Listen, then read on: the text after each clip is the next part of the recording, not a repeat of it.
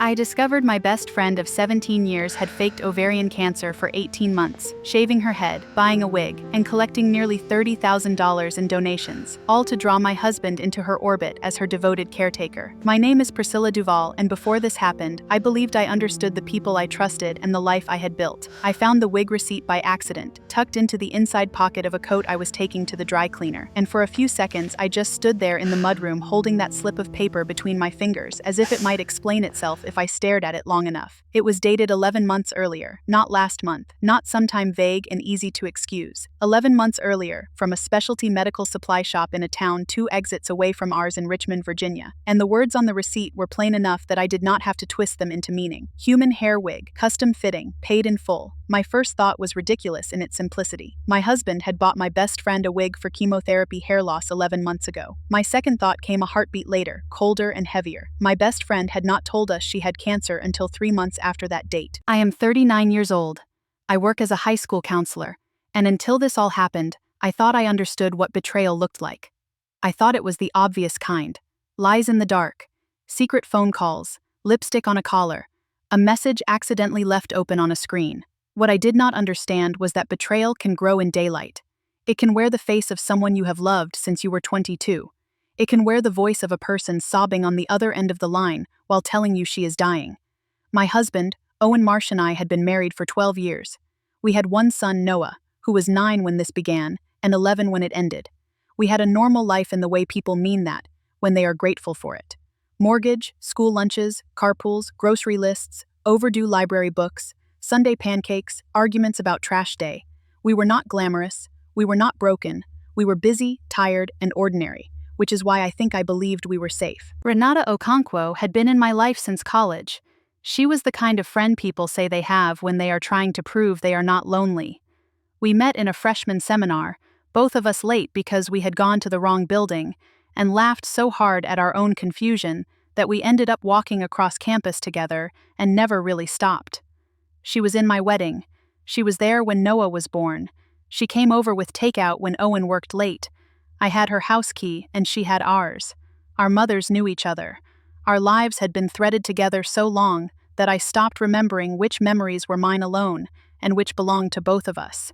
So when Renata called me 18 months before I found that receipt, crying so hard she could barely speak, I did not hesitate. She told me she had stage 3 ovarian cancer. I remember where I was standing. I was in my kitchen, elbow deep in a sink full of dishes, while Noah did homework at the table, and Owen was downstairs in the basement, trying to fix a leak in the water heater. Renata had been quiet for a week before that call, and I had noticed, but not enough to worry. People go through things. People get tired. People disappear for a little while, and then come back with an explanation that sounds private enough that you do not push. Then she called, and the minute I heard her voice, I knew something was wrong. She did not announce the diagnosis in a dramatic way. She got there in pieces, through tears and apologies and the kind of frantic self-blame that makes you feel guilty for every time you have ever been annoyed with someone for taking too long to text back. She said it was aggressive. She said the doctor wanted to start chemo immediately. She said she had not wanted to tell anyone until she knew more. But then she had gotten the pathology report and everything had moved so fast, and she was terrified and she did not know how to do this alone. I told her she was not alone. I told her I would come over. I told her I loved her, and when I said it, I meant it with my whole body. That first night, I drove to her apartment with soup, tissues, ginger tea, and a list of questions I thought I could help with. Would she want me to go with her to appointments? Did she need help getting work leave sorted out? Had she told her sister yet? Did she want me to call anyone? She had already been crying so long her eyes were swollen almost shut. She hugged me hard enough to make me lose my breath, and said she was embarrassed for being such a mess. I told her there was nothing embarrassing about being scared. That was the beginning of 18 months that, at the time, looked like compassion, and in hindsight, looked like a carefully staged theater production. Renata knew the details far too well for anyone to doubt her. She named her oncologist, Dr. Whitfield, as casually as if he were an old family friend. She knew the cancer center on Broad Street where she claimed to be treated. She described her infusion schedule. She explained side effects in a way that sounded not rehearsed but lived in, the specific nausea after certain medications, the taste of metal in the mouth, the deadness in the hands after a long treatment day, the way she had to plan the rest of her life around the couple of days when her body would let her move around without feeling as though she might fall through the floor. She said the first round of chemo was brutal. She said the second round was worse. She said some days she could not keep down water. She said the weight loss was unintentional at first, but after a while she had stopped trying to resist it. She said she was shaving her head before it started falling out in clumps because she wanted some control over one thing in her life. She said all of it with the kind of precise, controlled sadness that makes other people stop asking questions because every answer feels like it was born out of pain. I believed her because I loved her. Owen believed her because he was kind. Noah believed her because he was 9 and thought adults only lied in ways that were easy to spot. And because Renata was smart, she built the lie so that it felt like truth. She did not ask for huge favors at once. She asked for small ones over time. A ride to treatment. A ride back. A meal dropped off. Help with a utility bill because her work hours had been cut. A grocery run because she was too weak to shop. Someone to sit with her on the worst days because she hated being alone after treatment. Owen became her primary support person almost by default, because Renata's family lived out of state, and her sister, according to Renata, had never been reliable when things got difficult. Owen had always been the practical one in our marriage. The man who remembered to replace smoke detector batteries before they beeped. The man who changed the oil on time and kept the registration papers in a neat folder and showed up to parent conferences without needing to be reminded twice. When Renata asked him to drive her to appointments, he said yes. When she asked if he could stay while she checked in, he said yes. When she asked if he could leave his phone on in case she had a reaction and needed a ride home, he said yes. I encouraged it. I am not proud of that now, but I need to be honest about it because shame has a way of making people edit their own memories. I told myself I was glad my husband was the kind of man who could show up for a sick friend. I told myself friendship was supposed to mean something. I told myself Renata was lucky to have us. What I did not tell myself, because I had no reason to, was that the three of us were slowly building a pattern of intimacy that would have been dangerous even if her illness had been real. She texted Owen directly after appointments. He sent her links to soups, treatment blanket recommendations, and phone chargers she could keep in her bag. He learned which days were bad and which days were worse. He knew which anti-nausea medication she said helped most. She knew which work meetings he dreaded. She knew that Noah was struggling a little in math, and Owen knew that she had not slept in 3 nights because of pain. They were not flirting, not in any way I would have recognized at the time as romantic, but they were sharing the intimate language of caretaking, and caretaking can become its own kind of bond when no one notices how much of it is happening. There were moments that should have troubled me. If I am honest, I had noticed them. I had simply explained them away. Once, when I dropped off food, I found Owen and Renata on our back porch talking quietly in the dark after I had gone inside with Noah. I saw them through the kitchen window. They were standing too close. Renata was bald by then, and the winter air had made her cheeks pink. Owen had his hands jammed in his coat pockets and looked tense in the way he did when he was trying not to say something he thought might sound cruel. Another time, Renata canceled dinner with us because she said she was too sick, but when I called her later that night she sounded oddly alert and distracted, like someone who had been in the middle of something and had to remember to pretend otherwise. Owen sometimes came home from her appointments with a look I could not name. Tired, yes, but more than tired. Thoughtful, guarded, like he had been told something meaningful and private and was still deciding what to do with it. At the time I told myself all of that was what grief and illness and caregiving looked like. That is how thoroughly I trusted them. I was not suspicious when the wig receipt appeared because I was looking for one. I was being practical, emptying pockets before washing coats, and it was just there. I looked at the date and then at the store name and then at the note on the bottom saying custom order completed. The receipt felt impossible. That same week I remembered a small detail Renata had mentioned months earlier. She had laughed, in a tired way, about how cheap her wig had been and how grateful she was that Owen had found a place that specialized in medical hair loss. I remembered Owen driving across town on a Saturday to pick something up for her. I remembered that he had told me he ran errands while she rested after treatment. Now the date on the receipt sat in front of me like a locked door. I did not confront either of them that night. I did not storm into the kitchen, waving the paper and accusing people of murder-level deception. I put the receipt in my wallet and spent the rest of the evening moving through our house like a ghost. Noah asked if I was tired. I said yes. Owen asked if I was all right. I said I had a headache. Then I lay awake after everyone went to bed and did the math over and over. If the wig had been bought 11 months earlier, then Renata already knew she was going to lose her hair before she ever told us she had cancer. That could still make sense, I told myself. She could have been diagnosed earlier and only told us later. But she had been very clear in that first call about when she had learned the diagnosis. She had been at work. She had gotten the results that afternoon. She had barely made it home before collapsing on the phone with me. Maybe I had misunderstood. Maybe the store had entered the date wrong. Maybe the receipt was for a different customer and somehow ended up in Owen's coat. I wanted every explanation to be plausible because the alternative was grotesque. By morning, I had convinced myself that I was overreacting to a piece of paper. That did not last long. I started with the cancer center. Renata had mentioned by name so many times that I had heard it as often as I had heard the names of Noah's teachers.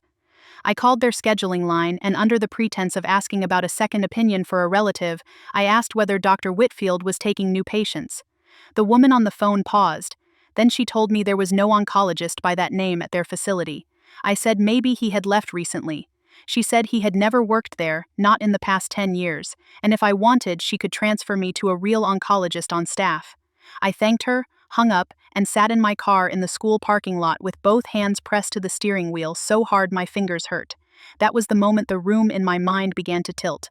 I had spent 18 months making casseroles, sending texts, learning infusion schedules, checking in on pain levels, and making space in my life for a dying best friend. Now, the first hard fact I had tested said the oncologist did not exist. I did not drive home immediately. I sat there until the bell rang for the first class, until students started moving through the lot in clusters of backpacks and laughing voices, and I watched all of them without actually seeing them. Then I called in late to work, drove home, and began doing something I had never once done in 15 years of friendship with Renata. I looked carefully, not emotionally carefully, logically carefully. I checked the names of medications she had mentioned, and the patterns of treatment she described. I looked up what actual ovarian cancer protocols often involved, and compared that to her story. I searched the cancer center's website. I reread text messages from the months after her diagnosis with the kind of attention I usually reserved for student files and scheduling conflicts. There were details that fit too neatly, and details that felt just a little too polished. Not enough for a conclusion, but enough to make me sick. One evening I asked Renata, casually, how the latest infusion had gone. She answered too quickly. I asked which nurse had been with her that day. She named someone I later learned did not work at the cancer center. I asked if the nausea medication had been changed. She gave me a long answer full of medical language that sounded impressive until I wrote it down and realized it did not quite make sense. I could feel myself entering a different phase of my own life, one in which I was no longer simply a friend or wife or mother, but a detective in the slowest possible case. The next step was choosing whether to tell Owen. I did not. Not yet. I knew enough to know that one receipt and one false name were not enough to accuse my husband or my best friend of anything. I needed a fuller picture. More importantly, I needed to know whether Owen was the accomplice I was beginning to fear, or the other victim in whatever this was. The idea that he might be lying to me felt unbearable.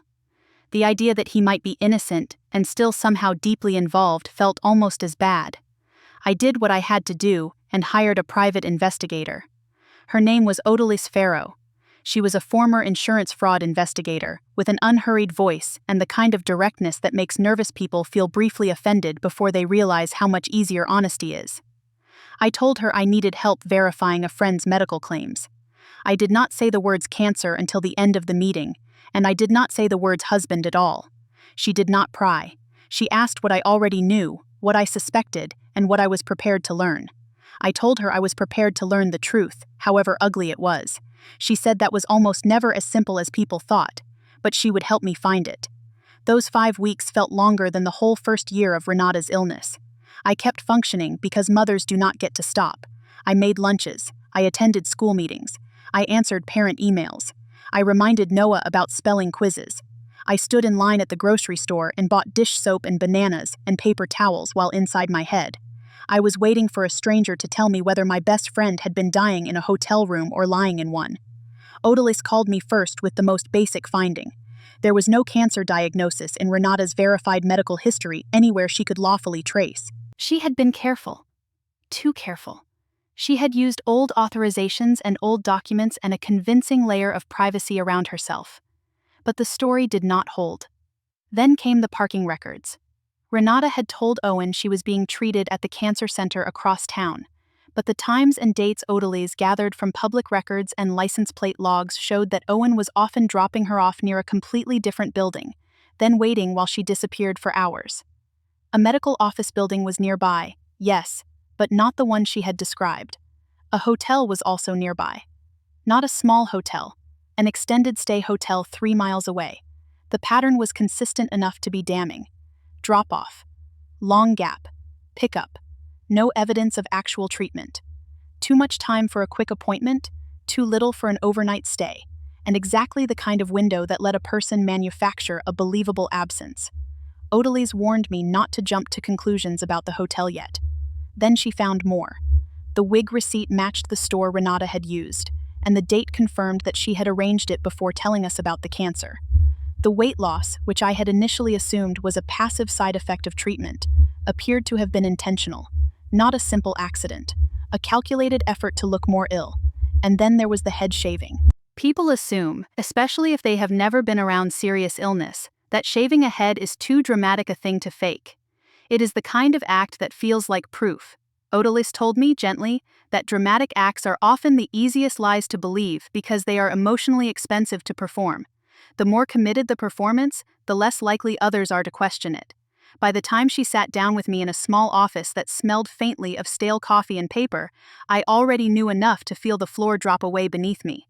She set a manila folder on the desk, opened it, and slid the first pages toward me. No cancer records, no Dr. Whitfield, no treatment confirmations at the facility Renata had named. Travel data consistent with repeated hotel visits, support payments traced through our bank records, the wig purchase, the crowdfunding page. I read the report once, then again, because my brain refused to accept that a life could be built on something so rotten and still look so ordinary from the outside. When I left that office, I had to sit in my car and breathe into my closed hands until I stopped shaking enough to drive. Then I went home and waited for Owen.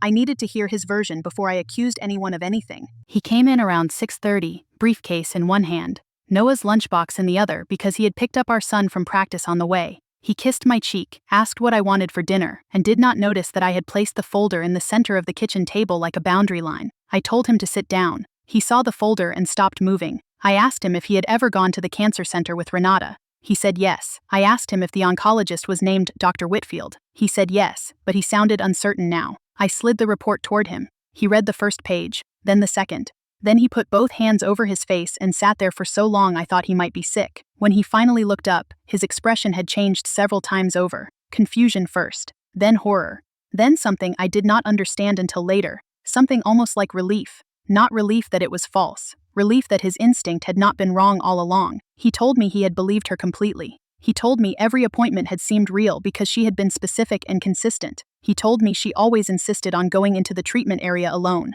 He told me the infusion rooms did not allow visitors during treatment, only before and after. He told me he had sat in waiting rooms, picked her up from the curb, brought her blankets, waited in parking lots, and never once imagined he was being used as a prop in a performance that had been playing out somewhere else entirely. I asked him if there had been anything else, anything that felt off. He said yes, in retrospect, but not enough. Never enough to accuse a woman who said she had cancer. He mentioned how some of her stories about the chemo side effects had changed slightly over time. He mentioned one appointment where she seemed too put together for someone fresh from treatment. He mentioned the hotel, though not by name, and said he had once wondered why he had to wait so long in one of the side streets near the medical building. He had doubted, briefly. Then he had felt ashamed for doubting. That shame, he said, shut the questions down. He looked at me with tears in his eyes and said he had never lied to me, not once, and I believed him. Believing him did not make me less angry. It made me more confused. Because if Owen was telling the truth, then he had not betrayed me in the ordinary sense. But he had still lived very close to another woman for 18 months, emotionally and logistically, while I watched from the edge and thought I was seeing compassion. I slept in Noah's room that night. The next day I called Renata. She answered on the third ring and sounded weak, which in the past would have made me soften immediately. This time I heard the weakness as something I needed to test. I told her I needed to see her. She asked if I could bring soup. I said no. She paused, then said of course, whatever was easiest. Her apartment was small, tidy, and decorated in a way that made it hard to tell how recently she had moved in. She had rented it after her divorce 3 years earlier, and always said she liked having a place of her own. When I got there, she looked pale and tired and fragile enough that for one wild second I had to remind myself not to forget why I was there. I carried the folder inside.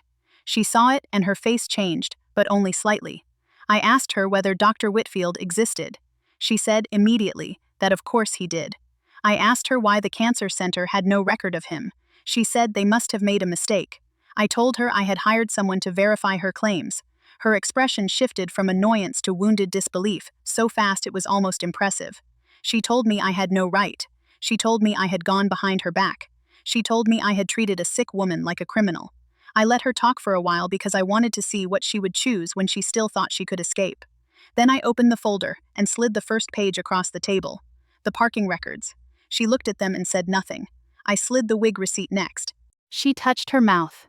I laid out the date of the purchase, the date of her first diagnosis call, and the date she had first told us the cancer was confirmed. She sat down as if her knees had given up on her. I asked her one more time whether she had cancer. For a long moment she stared at the table. Then she laughed once, a short, hopeless sound that made my skin crawl because it was so much less painful than tears would have been. And then she told me the truth, not all of it at first, just enough. She had been in love with Owen since college, she said, since our senior year, long before he and I ever started dating. She had buried it because she loved me too, and because he had been my boyfriend's friend first, and because she was not, she insisted, some kind of monster. I did not speak. She said she had seen the way Owen cared for people during real hardship. She said when her mother was dying 4 years earlier, Owen had been one of the only men in her life who showed up without being asked. That had awakened something in her that she had thought she had long since buried. She said the first lie had been small. A doctor's appointment she claimed had been more serious than it was. A symptom she exaggerated to see whether Owen would notice. A need for support she framed as temporary. When he responded with concern, she said something in her had cracked open. She had not planned the whole thing in advance. Not exactly. That was the part she seemed to think might save her from the ugliest version of what she had done. But she had planned enough. Planned the illusion. Planned the emotional gravity of it. Planned the way illness would make Owen available in ways ordinary friendship never could. She said she started with a test, then kept going, because stopping would mean admitting what she had become. She said she knew it was wrong. She said she hated herself for it. She said she had not known how to get out after the lie grew too big to contain. Then she started crying. And the crying turned into gasping, and the gasping turned into this exhausted confession where she admitted that no, she had never had cancer, and yes, she had shaved her head to look convincing, and yes, she had chosen dates and symptoms and medical language carefully because she wanted Owen to keep coming back. The hotel visits, she said, were where she went after the drop-offs. Not to see someone else, not to receive treatment, just to be alone for a few hours because maintaining the lie was exhausting. Sometimes she researched real cancer patients so she could stay consistent. Sometimes she lay on the bed and stared at the ceiling. Sometimes she went over what she would say next. The words felt like they belonged to someone else, but they were hers. I remember asking her the question that mattered most to me. Did Owen know? She said no. Not in the way I meant. He had believed her. He had been kind to her. He had no idea he was being manipulated. I wanted to hate that answer less than I did. If Owen had been in on it, the shape of my life would have shattered in one way. If he had been innocent, then I was living inside a different kind of ruin, one where my husband had been emotionally close to another woman for 18 months without realizing he was part of a lie. Either way, I was standing in the wreckage. Then I asked about the money. That was when Renata finally looked genuinely afraid. She had accepted nearly $11,000 from us directly over those months, framed as help with medical bills, insurance gaps, medications, travel costs, and emergency expenses. There had also been a crowdfunding page. She had posted it through a platform, shared it with our circle, and raised another $18,000 from friends, colleagues, and acquaintances who had believed they were helping a woman fight for her life. I felt the room sharpen around the edges. The lie was no longer just personal, it was theft. That was the first time I said her name out loud with disgust. I left her apartment without shouting, which I think surprised her more than if I had broken something. I drove home with both hands locked on the steering wheel and called a lawyer that same night. His name was Grover Halloran, and he specialized in a mix of criminal and civil cases that involved fraud, theft, and financial deception. He had a dry voice and the kind of patience that comes from years of hearing people try to explain why they should not have consequences. He reviewed the folder, the donation records, the report from Odalus, and the text messages I had saved. He told me this was not just a personal betrayal, it was a reportable crime. Virginia, he said, treated fraudulent solicitation of donations as larceny by false pretenses if the facts were supported. I remember saying I did not care about revenge. He said good, because this was not about revenge. It was about documentation, restitution, and allowing the state to decide whether the facts crossed the threshold into prosecution. I still hesitated. Not because I thought Renata should escape consequence, but because there is a special kind of grief attached to being the person who turns in someone you once loved. Even after the truth, even after the ugly admissions, some part of me still remembered her at 22, lying on my dorm bed with a stack of half-finished papers, making me laugh until my ribs hurt. Some part of me still remembered every birthday, every breakup, every holiday, every long phone call. Grover told me to think about the donors. That helped. There were strangers on that crowdfunding page.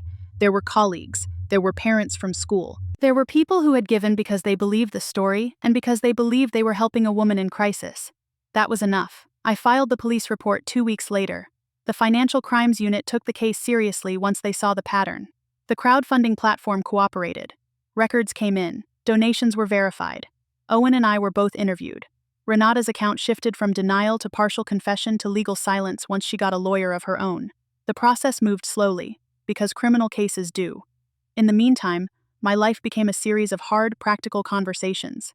With Owen, with Noah, with my mother, with the school, with people who knew enough to ask questions but not enough to ask them well. Owen slept on the couch for 3 weeks after I confronted him, not because I asked him to leave the house, but because both of us needed space and neither of us trusted ourselves to decide what was safe while we were still in the middle of the shock. We fought about nothing and everything. At one point I yelled that he had been spending more time with my best friend than with me, and that maybe some part of him had liked how devoted she made him feel. He yelled back that if he had known the truth he would have walked away immediately, and that I was punishing him for being fooled by someone he had tried to help. That fight ended with both of us crying in the hallway, while Noah listened from his bedroom with the door closed. We apologized to him the next morning. Then we apologized to each other, and the apologies did not fix anything, but they created enough room for us to keep talking. We ended up in counseling, not because one of us had cheated, at least not physically, but because betrayal does not care what category you put it in. The therapist we found specialized in betrayal trauma, grief, and relational repair. She made us speak plainly. What did you believe? What did you ignore? What did you not want to know? What did you lose? What are you still trying to protect?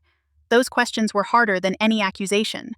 Owen admitted that he had sometimes felt uneasy about small inconsistencies, but had pushed the feeling down because he did not want to look heartless. He said if a woman tells you she has cancer, you do not want to be the man who starts checking for lies. That was true. Too true. He also admitted that he had liked being useful in ways that went beyond ordinary marriage life. Not romantically, not in the way people would probably imagine if they heard the story reduced to a headline, but in the way that anyone likes to feel needed. Renata had made him feel essential. That mattered to him, and we had to talk about it honestly, because pretending otherwise would have meant pretending the lie had no shape. I admitted that I had trusted the story because it was easier than noticing the strain it put on my marriage. I had liked being the wife who supported the noble act of helping a sick friend. I had liked having the moral high ground. I had not wanted to ask why Renata and Owen seemed to have their own private rhythm by the end of all that caretaking. That was not the same thing as culpability, but it was not nothing either. The counseling did not make me noble, it made me truthful. Meanwhile, Renata was charged with felony larceny by false pretenses. The plea came much later, almost a year after the case officially opened. She did not go to trial. She pleaded guilty and agreed to restitution. The amount covered the direct support from us and the larger crowdfunding total. She received probation rather than active incarceration. I remember people asking me whether that had felt like enough. The honest answer is that I did not know what enough meant. No sentence could hand me back the friendship I had thought I had. No sentence could erase the way my husband had sat beside a woman he believed was dying, while I watched from home and thought I was seeing devotion to a terminal illness. No sentence could restore the version of myself that used to think sincerity was easy to recognize. But restitution mattered, documentation mattered, consequences mattered, and the truth mattered most. My son knew something was wrong, of course. Children always do. We did not give him all the details, because he was 9 when this began and 11 by the time we settled into our new normal. We told him Aunt Renata had told a very serious lie. We told him that she had lied about being sick and used that lie to get money and attention from people who cared about her. He asked if she had ever been sick at all. We told him we did not know for sure. He asked if she had lied to him too. That was harder. We told him that grown-ups who tell big lies usually lie to a lot of people, and that none of it was his fault. He cried over losing her, and I let him. Because what else can you do when a child has to mourn an aunt who is still alive but no longer safe to love? There were other losses too, quieter ones. The friend group fractured in predictable ways. Some people believed me immediately. Some people needed time. Some people preferred not to know. Some people had donated and were furious. Some people had been close enough to Renata to feel humiliated that they had missed the signs. Several told me, with embarrassed voices, that they had noticed little things: a timing issue, a contradiction, a story that shifted slightly between conversations. They had brushed it aside because cancer was too serious to question. I understood them too well. That was one of the most sobering parts of the whole thing. People are often not blind. They are just polite in the face of pain. I resigned from the Parent-Teacher Association board because the overlap became too exhausting. I changed routines because I could. I stopped going to certain brunches. I muted group chats that kept dragging the story back into my lap. Not because I wanted to disappear, but because there are only so many times you can explain a wound before it starts sounding like performance. I also changed in ways I did not fully notice until later. I became less eager to fill in gaps for people. I stopped dismissing my own discomfort so quickly. When something felt off, I paused instead of smoothing it over. That did not make me suspicious of everyone. It made me less likely to betray my own instincts. Odalise, the investigator, told me something during one of our last conversations that has stayed with me. She said schemes like Renata's often unravel when the fraud has to stay consistent across too many people. One private lie can survive for a long time. A lie that reaches outward for money creates a trail. A lie that asks other people to adapt their lives around it creates witnesses. That was the detail that eventually broke this open. Not because Renata made a single obvious mistake, but because the scale of the performance made it harder and harder to keep every thread aligned. There was a kind of bitter comfort in that. Not much, but some. In the months after the investigation began, I had to talk to more people than I wanted to. The donors, the friends, the coworkers, my own mother. My mother took the news badly, and not in the way I expected.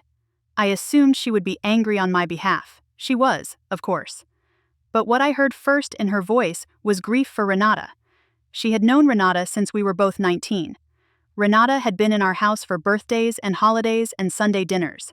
My mother could not reconcile the woman she remembered with the one who had fabricated cancer for 18 months to pull attention and money and devotion toward herself. She said she kept trying to hold both versions of Renata in her head and kept feeling one of them collapse. I told her I had been trying to do the same thing, because that was true. Part of healing, I learned, was admitting that someone can have been real to you and still have been lying to you. The laughter was real. The dinners were real. The history was real. The cancer was not. That distinction matters. It matters because if you flatten the whole person into pure evil, you lose the ability to understand how these things happen, and if you flatten them into wounded confusion, you excuse theft and manipulation that caused real harm. Both truths had to live side by side. Eventually, Owen and I stopped fighting all the time and started rebuilding in smaller ways. We did not rush it. There was no dramatic declaration that everything was fine again. There was a lot of awkward honesty. There were evenings when one of us would say, "I am having a bad day," and the other would know exactly what that meant. There were nights when the only thing holding us together was the fact that we both still wanted to be present for Noah in a house that felt calm enough to sleep in. We renewed our vows quietly the next spring in the backyard, with my parents and Noah there, and no one else. I did not need a second wedding. I needed a marker. A line in the ground saying the marriage that survived this is not the same marriage that entered it. Owen wrote his own vows this time. One line stayed with me. He promised to notice the small doubts instead of silencing them out of guilt. That sentence mattered because it named the mistake without dressing it up. I promised something similar. I promised that I would trust myself sooner. I do not know what Renata's life looks like now. I do not know whether she understands what she destroyed. I do not know whether she has found a way to live with the aftermath of what she did. I have not looked for updates. I have chosen not to. That choice was hard in the beginning, because curiosity feels like unfinished business. But I have learned that not every unanswered question deserves my energy. Some of that energy belongs to my son. Some of it belongs to my job. Some of it belongs to my marriage. Some of it belongs to the smaller circle of friends I rebuilt slowly, carefully, one person at a time. I trust those friendships differently now. Not less fully, exactly, but less blindly. The people I let close to me now are the ones who can handle ordinary truth, the ones who do not make me feel foolish for asking questions, the ones who do not collapse when I say, "That does not sound right." I still keep the wig receipt. It lives in a folder with the investigator's report and the restitution paperwork, and sometimes I open that folder and look at the receipt just long enough to remind myself how little paper can do and how much damage a determined person can hide behind it. I do not keep it because I like suffering. I keep it because it reminds me of the exact moment my life stopped being a story I thought I understood and became one I had to verify line by line. There is one more thing I have learned in the 2 years since this all came apart. People often imagine that the worst part of betrayal is finding out you were fooled. That is part of it, but there is another pain beneath that, deeper and slower. It is the grief of realizing that you once gave your tenderness to someone who used it as leverage. That grief does not leave quickly. It comes back when you fold laundry. It comes back when you pass a hospital billboard. It comes back when you hear a woman laugh in a way that sounds a little like Renata used to laugh and your body reacts before your mind does. I let it come back sometimes. I do not try to outrun it anymore. At school, I have become the counselor who tells teenagers that noticing a small inconsistency is not cruelty. I tell them that instincts are information. I tell them that it is possible to care deeply and question quietly at the same time. I do not tell them why I say it. They do not need my story in order to hear the lesson. Still, when a student sits across from me and says, "I think something is wrong, but I don't want to accuse anyone," I understand the fear behind that sentence in a way I never used to. I tell them what I wish someone had told me sooner. Trust the small doubt. Do not silence it just because you are afraid of seeming disloyal. Disloyalty is not the same thing as paying attention. Some nights I still reach for my phone to text Renata before I remember she is not someone I speak to anymore. It can be something tiny. Noah said something funny. I saw a book she would have liked. I passed a restaurant we used to go to. The muscle memory is deep. It does not vanish just because the truth arrives. When that happens, I put the phone down and let myself miss the version of the friendship I thought I had. I do not miss the lie. I miss the years before I understood what she was capable of. Those are not the same thing, and learning to separate them has been its own kind of work. If you asked me now whether I regret believing her at first, I would say no. I regret not noticing sooner that some details were slipping out of alignment. I regret how long it took me to trust the fact that a wrong feeling is still a fact worth checking. I do not regret loving someone in crisis. The world is bad enough without turning compassion into suspicion by default. What I regret is how thoroughly I ignored my own unease when it finally arrived. That is what I would say if someone asked me what I learned. Not that people are untrustworthy, not that love is dangerous, but that lies can be patient, and that the voice in your head saying something is off deserves more respect than you think. I think about that wig receipt often. A small piece of paper, an ordinary item from an ordinary purchase. It sat in a coat pocket for almost a year while I continued living inside a story I had no reason to question. That is what unsettles me most. Not the scale of the lie, though that was enormous. Not even the money, though that was theft. It is the fact that the truth was physically present in my hands long before I was ready to see it. And once I finally saw it, I could not unsee it. I think that is true of a lot of betrayals. The thing itself is hidden in plain sight, waiting for the moment when you are finally willing to believe what your own eyes have already noticed.